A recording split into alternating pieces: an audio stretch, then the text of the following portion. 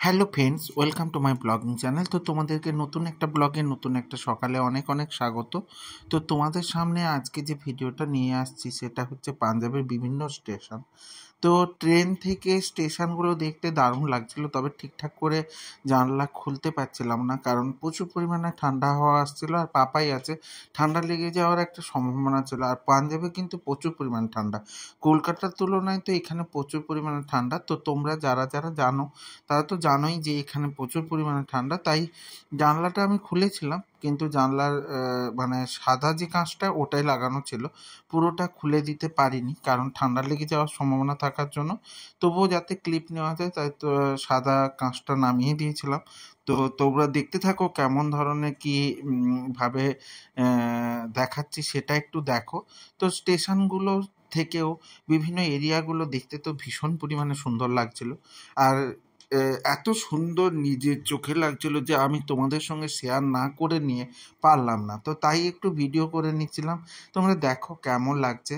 তবুও দেখো একটুখানি ফাঁকাও থেকে গেছিলো, তো সেখান দিয়ে হাওয়াও ঢুকছিল, তো কোনোভাবে পুরোটা লাগাতে পারছিলাম না।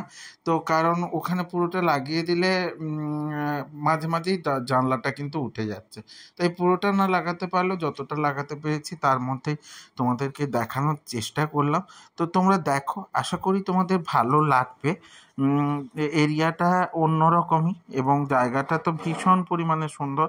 তো তোমরা দেখো কেমন কি লাগছে।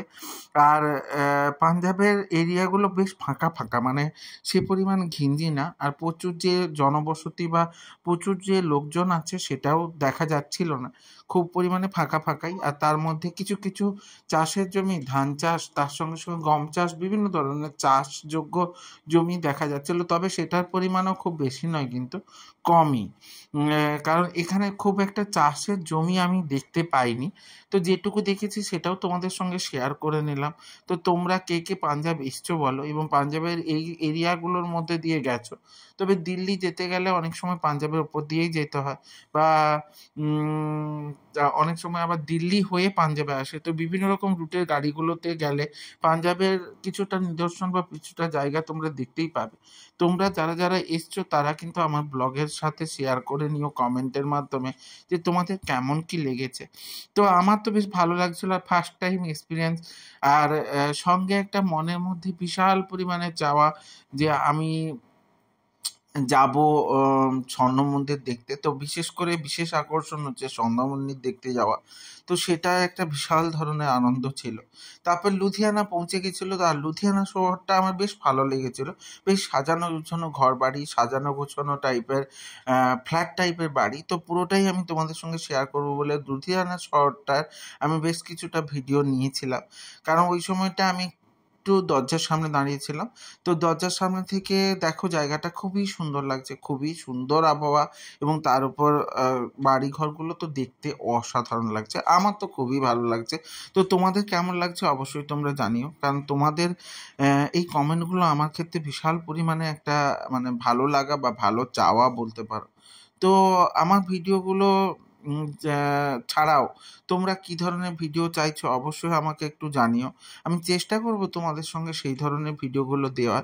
তো অবশ্যই আমার ভিডিওগুলো যদি ভালো লেগে থাকে তাহলে লাইক, কমেন্ট, শেয়ার করে দিও।